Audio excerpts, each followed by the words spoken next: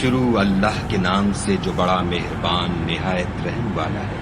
الف لام را، یہ کتاب روشن کی آیتیں ہیں۔ ہم نے اس قرآن کو عربی میں نازل کیا ہے تاکہ تم سمجھ سکو۔ اے پیغمبر صلی اللہ علیہ وآلہ وسلم، ہم اس قرآن کے ذریعے سے جو ہم نے تمہاری طرف بھیجا ہے تمہیں ایک نہایت اچھا قصہ سناتے ہیں، اور تم اس سے پہلے بے خبر تھے۔ جب یوسف نے اپنے والد سے کہا کہ ابا میں نے خواب میں 11 ستاروں اور سورج اور چاند کو دیکھا ہے، دیکھتا کیا ہوں کہ وہ مجھے سجدہ کر رہے ہیں۔ انہوں نے کہا کہ بیٹا اپنے خواب کا ذکر اپنے بھائیوں سے نہ کرنا، نہیں تو وہ تمہارے حق میں کوئی فریب کی چال چلیں گے۔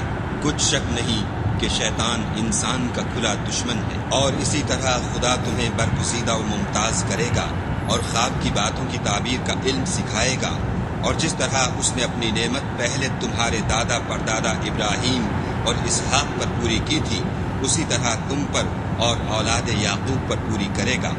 بے شک تمہارا پروردگار سب کچھ جاننے والا اور حکمت والا ہے۔ ہاں، یوسف اور ان کے بھائیوں کے قصے میں پوچھنے والوں کے لیے بہت سی نشانیاں ہیں۔ جب انہوں نے آپس میں تذکرہ کیا کہ یوسف اور اس کا بھائی ابا کو ہم سے زیادہ پیارے ہیں، حالانکہ ہم جماعت کی جماعت ہیں، کچھ شک نہیں کہ ابا صریح غلطی پر ہے، تو یوسف کو یا تو جان سے مار ڈالو یا کسی ملک میں پھینک آؤ، پھر ابا کی توجہ صرف تمہاری طرف ہو جائے گی اور اس کے بعد تم اچھی حالت میں ہو جاؤ گے۔ ان میں سے ایک کہنے والے نے کہا کہ یوسف کو جان سے نہ مارو، کسی گہرے کنویں میں ڈال دو کہ کوئی راہگیر نکال کر اور ملک میں لے جائے گا۔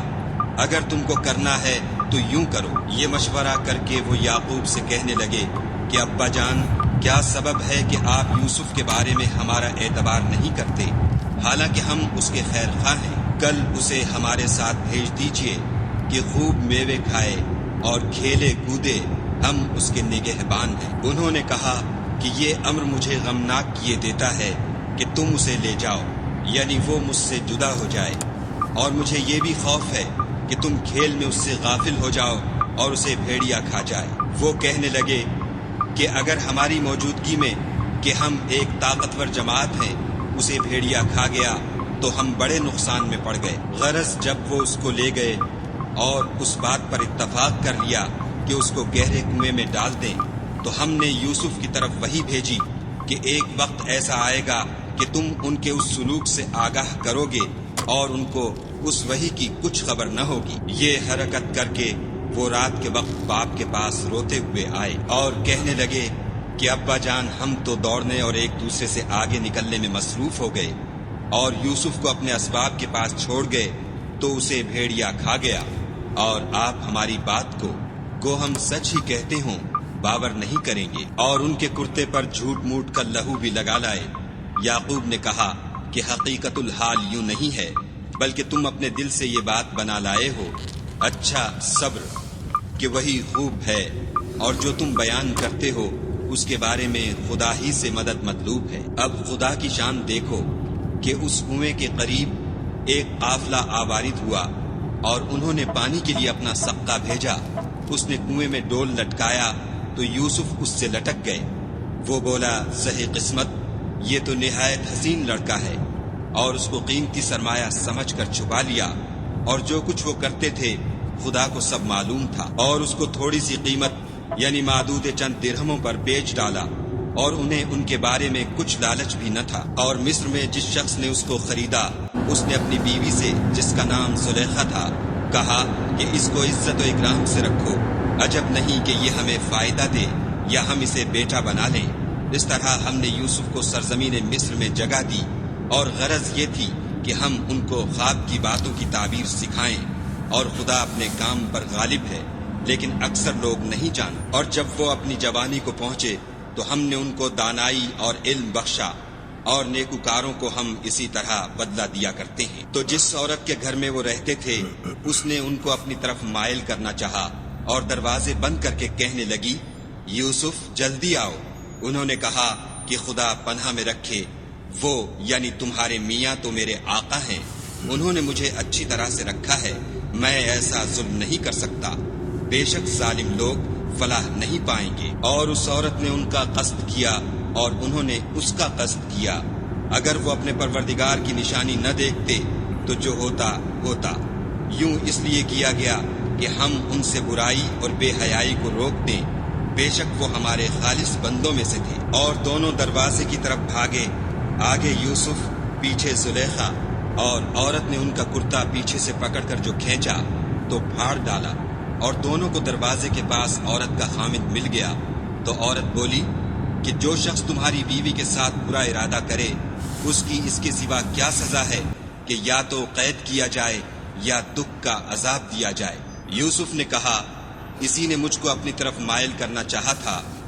اس کے قبیلے میں سے ایک فیصلہ کرنے والے نے یہ فیصلہ کیا کہ اگر اس کا کرتا آگے سے پھٹا ہو تو یہ سچی اور یوسف جھوٹا ہے، اور اگر کرتا پیچھے سے پھٹا ہو تو یہ جھوٹی اور وہ سچا ہے۔ جب اس کا کرتا دیکھا تو پیچھے سے پھٹا تھا، تب اس نے زلیخا سے کہا کہ یہ تمہارا ہی فریب ہے، اور کچھ شک نہیں کہ تم عورتوں کے فریب بڑے بھاری ہوتے ہیں۔ یوسف، اس بات کا خیال نہ کر، اور زلیخا، تو اپنے گناہ کی بخشش مانگ، بے شک خطا تیری ہی ہے۔ اور شہر میں عورتیں گفتگویں کرنے لگیں کہ عزیز کی بیوی اپنے غلام کو اپنی طرف مائل کرنا چاہتی ہے، اور اس کی محبت اس کے دل میں گھر کر گئی ہے، ہم دیکھتی ہیں کہ وہ صریح گمراہی میں ہے۔ جب زلیخا نے ان عورتوں کی گفتگو جو حقیقت میں دیدار یوسف کے لیے ایک چال تھی سنی، تو ان کے پاس دعوت کا پیغام بھیجا، اور ان کے لیے ایک محفل مرتب کی، اور پھل تراشنے کے لیے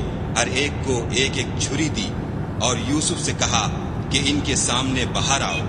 جب عورتوں نے ان کو دیکھا تو ان کا رعب حسن ان پر ایسا چھا گیا کہ پھل تراشتے تراشتے اپنے ہاتھ کاٹ لیے، اور بے ساختہ بول اٹھی کہ سبحان اللہ، یہ حسن، یہ آدمی نہیں کوئی بزرگ فرشتہ ہے۔ تب زلیخا نے کہا، یہ وہی ہے جس کے بارے میں تم مجھے تانے دیتی تھی، اور بے شک میں نے اس کو اپنی طرف مائل کرنا چاہا مگر یہ بچا رہا، اور اگر یہ وہ کام نہ کرے گا جو میں اسے کہتی ہوں تو قید کر دیا جائے گا اور ذلیل ہوگا۔ یوسف نے دعا کی کہ پروردگار، جس کام کی طرف یہ مجھے بلاتی ہیں اس کی نسبت مجھے قید پسند ہے، اور اگر تو مجھ سے ان کے فریب کو نہ ہٹائے گا تو میں ان کی طرف مائل ہو جاؤں گا اور نادانوں میں داخل ہو جاؤں گا۔ تو خدا نے ان کی دعا قبول کر لی اور ان سے عورتوں کا مکر دفع کر دیا، بے شک وہ سننے اور جاننے والا ہے۔ پھر باوجود اس کے کہ وہ لوگ نشان دیکھ چکے تھے، ان کی رائے یہی ٹھہری کہ کچھ عرصے کے لیے ان کو قید ہی کر دیں، اور ان کے ساتھ 2 اور جوان بھی داخل زندہ ہوئے۔ ایک نے ان میں سے کہا کہ میں نے خواب دیکھا ہے، دیکھتا کیا ہوں کہ شراب کے لیے انگور نچوڑ رہا ہوں۔ دوسرے نے کہا کہ میں نے بھی خواب دیکھا ہے، میں یہ دیکھتا ہوں کہ اپنے سر پر روٹیاں اٹھائے ہوئے ہوں اور جانور ان میں سے کھا رہے ہیں، تو ہمیں ان کی تعبیر بتا دیجئے کہ ہم تمہیں نیکوکار دیکھتے ہیں۔ یوسف نے کہا کہ جو کھانا تم کو ملنے والا ہے وہ آنے نہیں پائے گا کہ میں اس سے پہلے تم کو اس کی تعبیر بتا دوں گا۔ یہ ان باتوں میں سے ہے جو میرے پروردگار نے مجھے سکھائی ہیں۔ جو لوگ خدا پر ایمان نہیں لاتے اور روز آخرت سے انکار کرتے ہیں، میں ان کا مذہب چھوڑے ہوئے ہوں اور اپنے باپ دادا ابراہیم اور اسحاق اور یعقوب کے مذہب پر چلتا ہوں۔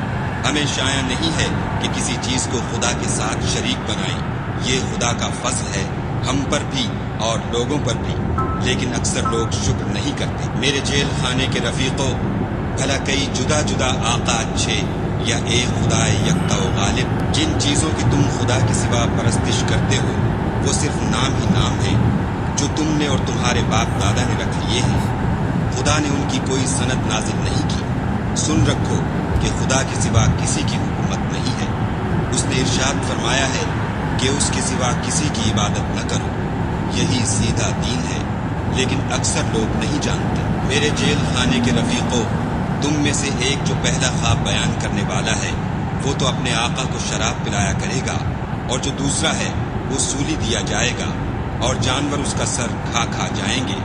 جو امر تم مجھ سے پوچھتے تھے وہ فیصل ہو چکا ہے۔ اور دونوں شخصوں میں سے جس کی نسبت یوسف نے خیال کیا کہ وہ رہائی پا جائے گا، اس سے کہا کہ اپنے آقا سے میرا ذکر بھی کرنا، لیکن شیطان نے ان کا اپنے آقا سے ذکر کرنا بھلا دیا، اور یوسف کئی برس جیل خانے ہی میں رہے۔ اور بادشاہ نے کہا کہ میں نے خواب دیکھا ہے، دیکھتا کیا ہوں کہ 7 موٹی گائیں ہیں جن کو 7 دبلی گائیں کھا رہی ہیں، اور 7 خوشے سبز ہیں اور 7 خشک۔ اے سردارو، اگر تم خوابوں کی تعبیر دے سکتے ہو تو مجھے میرے خواب کی تعبیر بتاؤ۔ انہوں نے کہا یہ تو پریشان سے خواب ہیں اور ہمیں ایسے خوابوں کی تعبیر نہیں آتی۔ اب وہ شخص جو دونوں قیدیوں میں سے رہائی پا گیا تھا اور جسے مدت کے بعد وہ بات یاد آ گئی، بول اٹھا کہ میں آپ کو اس کی تعبیر لا بتاتا ہوں، مجھے جیل خانے جانے کی اجازت دیجیے۔ غرض وہ یوسف کے پاس آیا اور کہنے لگا، یوسف، اے بڑے سچے یوسف، ہمیں اس خواب کی تعبیر بتائیے کہ 7 موٹی گایوں کو 7 دبلی گائیں کھا رہی ہیں اور 7 خوشے سبز ہیں اور 7 سوکھے، تاکہ میں لوگوں کے پاس جا کر تعبیر بتاؤں۔ عجب نہیں کہ وہ تمہاری قدر جانے۔ انہوں نے کہا کہ تم لوگ 7 سال متواتر کھیتی کرتے رہو گے، تو جو غلہ کاٹو تو تھوڑے سے غلے کے سوا جو کھانے میں آئے اسے ہوشوں میں ہی رہنے دو۔ پھر اس کے بعد خشک سالی کے ساتھ سخت سال آئیں گے کہ جو غلہ تم نے جمع کر رکھا ہوگا وہ اس سب کو کھا جائیں گے، صرف وہی تھوڑا سا رہ جائے گا جو تم احتیاط سے رکھ چھوڑو گے۔ پھر اس کے بعد ایک ایسا سال آئے گا کہ خوب مہ برسے گا اور لوگ اس میں رس نچوڑیں گے۔ یہ تعبیر سن کر بادشاہ نے حکم دیا کہ یوسف کو میرے پاس لے آؤ۔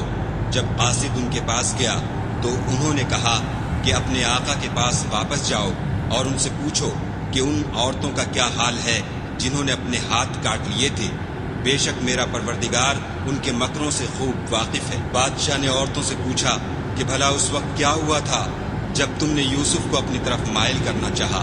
سب بول اٹھی کہ حاشا للہ، ہم نے اس میں کوئی برائی معلوم نہیں کی۔ عزیز کی عورت نے کہا، اب سچی بات تو ظاہر ہو ہی گئی ہے، اصل یہ ہے کہ میں نے اس کو اپنی طرف مائل کرنا چاہا تھا اور وہ بے شک سچا ہے۔ یوسف نے کہا کہ میں نے یہ بات اس لیے پوچھی ہے کہ عزیز کو یقین ہو جائے کہ میں نے اس کی پیٹھ پیچھے اس کی امانت میں خیانت نہیں کی، اور خدا خیانت کرنے والوں کے مکروں کو رو براہ نہیں کرتا، اور میں اپنے تئیں پاک صاف نہیں کہتا، کیونکہ نفس امارہ انسان کو برائی ہی سکھاتا رہتا ہے، مگر یہ کہ میرا پروردگار رحم کرے، بے شک میرا پروردگار بخشنے والا مہربان ہے۔ بادشاہ نے حکم دیا کہ اسے میرے پاس لاؤ، میں اسے اپنا مصاحب خاص بناؤں گا۔ پھر جب ان سے گفتگو کی تو کہا کہ آج سے تم ہمارے ہاں صاحب منزلت اور صاحب اعتبار ہو۔ یوسف نے کہا، مجھے اس ملک کے خزانوں پر مقرر کر دیجئے، کیونکہ میں حفاظت بھی کر سکتا ہوں اور اس کام سے واقف ہوں۔ اس طرح ہم نے یوسف کو ملک مصر میں جگہ دی اور وہ اس ملک میں جہاں چاہتے تھے رہتے تھے۔ ہم اپنی رحمت جس پر چاہتے ہیں کرتے ہیں اور نیکوکاروں کے اجر کو ضائع نہیں کرتے، اور جو لوگ ایمان لائے اور ڈرتے رہے ان کے لیے آخرت کا اجر بہت بہتر ہے۔ اور یوسف کے بھائی کنعان سے مصر میں غلہ خریدنے کے لیے آئے تو یوسف کے پاس گئے تو یوسف نے ان کو پہچان لیا اور وہ ان کو نہ پہچان سکے۔ جب یوسف نے ان کے لیے ان کا سامان تیار کر دیا تو کہا کہ پھر آنا تو جو باپ کی طرف سے تمہارا ایک اور بھائی ہے اسے بھی میرے پاس لیتے آنا۔ کیا تم نہیں دیکھتے کہ میں ماپ بھی پوری دیتا ہوں اور مہمانداری بھی خوب کرتا ہوں؟ اور اگر تم اسے میرے پاس نہ لاؤ گے تو نہ تمہیں میرے ہاں سے غلہ ملے گا اور نہ تم میرے پاس ہی آ سکو گے۔ انہوں نے کہا کہ ہم اس کے بارے میں اس کے والد سے تذکرہ کریں گے اور ہم یہ کام کر کے رہیں گے۔ اور یوسف نے اپنے خدام سے کہا کہ ان کا سرمایہ یعنی غلے کی قیمت ان کے شلیتوں میں رکھ دو۔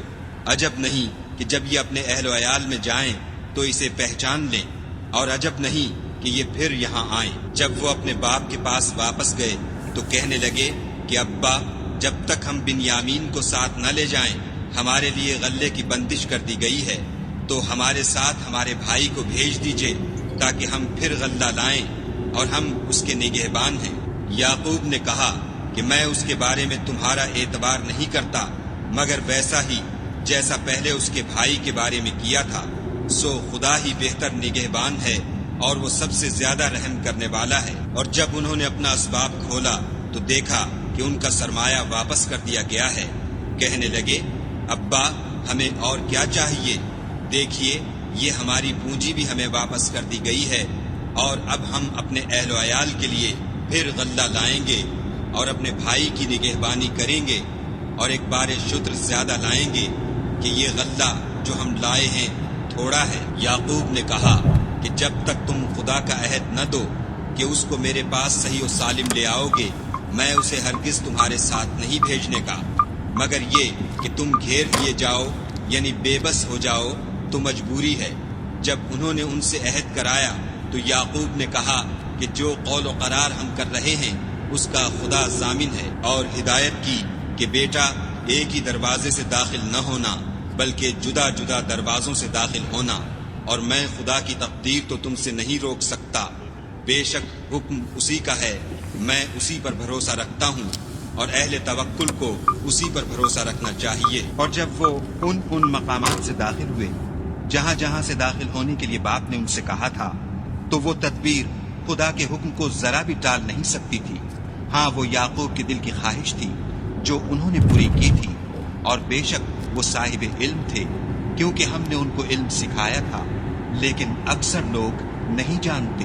اور جب وہ لوگ یوسف کے پاس پہنچے تو یوسف نے اپنے حقیقی بھائی کو اپنے پاس جگہ دی اور کہا کہ میں تمہارا بھائی ہوں، تو جو سلوک یہ ہمارے ساتھ کرتے رہے ہیں اس پر افسوس نہ کرنا۔ جب ان کا اسباب تیار کر دیا تو اپنے بھائی کے شریطے میں گلاس رکھ دیا۔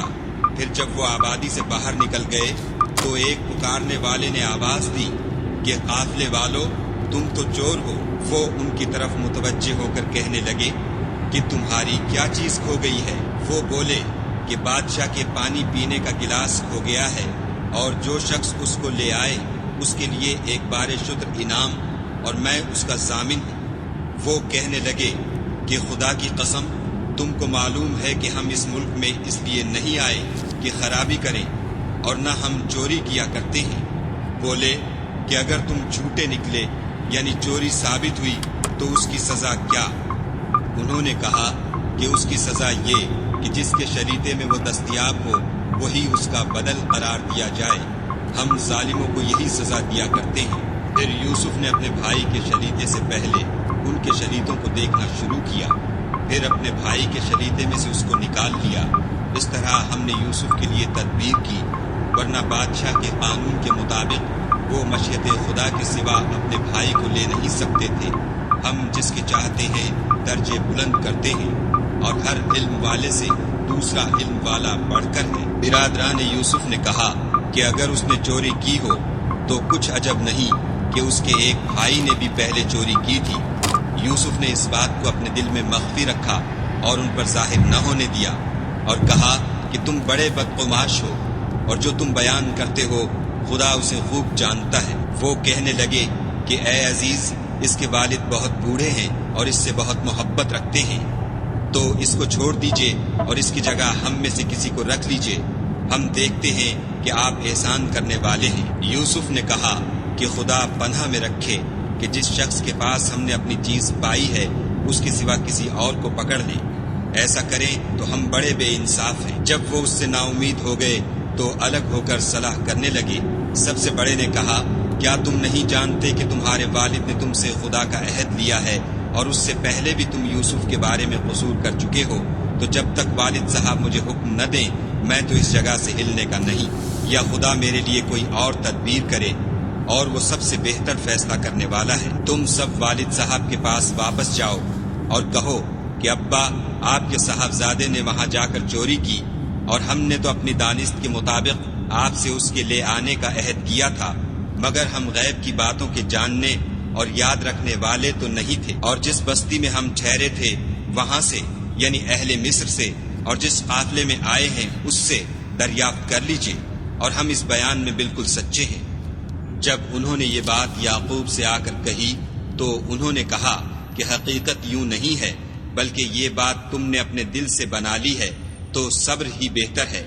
عجب نہیں کہ خدا ان سب کو میرے پاس لے آئے، بے شک وہ دانا اور حکمت والا ہے۔ پھر ان کے پاس سے چلے گئے اور کہنے لگے کہ ہائے افسوس یوسف، ہائے افسوس، اور رنج و الم میں ان کی آنکھیں سفید ہو گئیں اور ان کا دل غم سے بھر رہا تھا۔ بیٹے کہنے لگے کہ واللہ اگر آپ یوسف کو اسی طرح یاد ہی کرتے رہیں گے تو یا تو بیمار ہو جائیں گے یا جان ہی دے دیں گے۔ انہوں نے کہا کہ میں تو اپنے غم و اندھوں کا اظہار خدا سے کرتا ہوں، اور خدا کی طرف سے وہ باتیں جانتا ہوں جو تم نہیں جانتے۔ بیٹا یوں کرو کہ ایک دفعہ پھر جاؤ اور یوسف اور اس کے بھائی کو تلاش کرو، اور خدا کی رحمت سے نا امید نہ ہو کہ خدا کی رحمت سے بے ایمان لوگ نا امید ہوا کرتے ہیں۔ جب وہ یوسف کے پاس گئے تو کہنے لگے کہ عزیز، ہمیں اور ہمارے اہل و عیال کو بڑی تکلیف ہو رہی ہے اور ہم تھوڑا سا سرمایہ لائے ہیں، آپ ہمیں اس کے عوض پورا غلہ دیجیے اور خیرات کیجیے کہ خدا خیرات کرنے والوں کو ثواب دیتا ہے۔ یوسف نے کہا،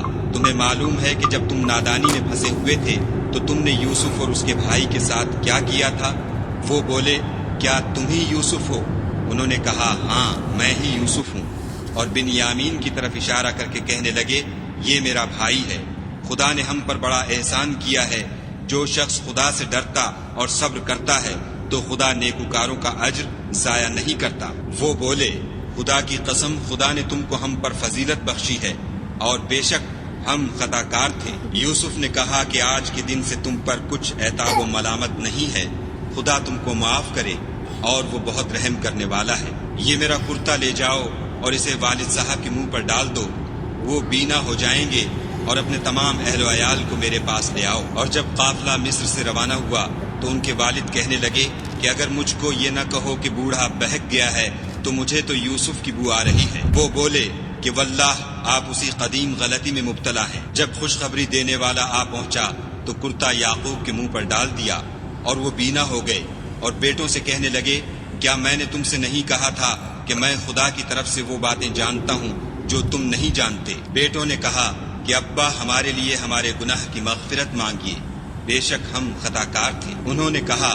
کہ میں اپنے پروردگار سے تمہارے لیے بخشش مانگوں گا، بے شک وہ بخشنے والا مہربان ہے۔ جب یہ سب لوگ اس کے ساتھ شرک کرتے ہیں، کیا یہ اس بات سے بے خوف ہیں کہ ان پر خدا کا عذاب نازل ہو کر ان کو ڈھانپ لے، یا ان پر ناگہاں قیامت آ جائے اور انہیں خبر بھی نہ ہو؟ کہہ دو، میرا رستہ تو یہ ہے، میں خدا کی طرف بلاتا ہوں، از روئے یقین و برہان سمجھ بوجھ کر میں بھی لوگوں کو خدا کی طرف بلاتا ہوں، اور میرے پیرو بھی، اور خدا پاک ہے اور میں شرک کرنے والوں میں سے نہیں ہوں۔ اور ہم نے تم سے پہلے بستیوں کے رہنے والوں میں سے مرد ہی بھیجے تھے جن کی طرف ہم وہی بھیجتے تھے۔ کیا ان لوگوں نے ملک میں سیر و سیاحت نہیں کی کہ دیکھ لیتے کہ جو لوگ ان سے پہلے تھے ان کا انجام کیا ہوا، اور متقیوں کے لیے آخرت کا گھر بہت اچھا ہے؟ کیا تم سمجھتے نہیں؟ یہاں تک کہ جب پیغمبر نا امید ہو گئے اور انہوں نے خیال کیا کہ اپنی نصرت کے بارے میں جو بات انہوں نے کہی تھی اس میں وہ سچے نہ نکلے، تو ان کے پاس ہماری مدد آ پہنچی، پھر جسے ہم نے چاہا بچا دیا، اور ہمارا عذاب اتر کر گناہ گار لوگوں سے پھرا نہیں کرتا۔ ان کے قصے میں عقل مندوں کے لیے عبرت ہے۔ یہ قرآن ایسی بات نہیں ہے جو اپنے دل سے بنائی گئی ہو، بلکہ جو کتابیں اس سے پہلے نازل ہوئی ہیں ان کی تصدیق کرنے والا ہے، اور ہر چیز کی تفصیل کرنے والا، اور مومنوں کے لیے ہدایت اور رحمت ہے۔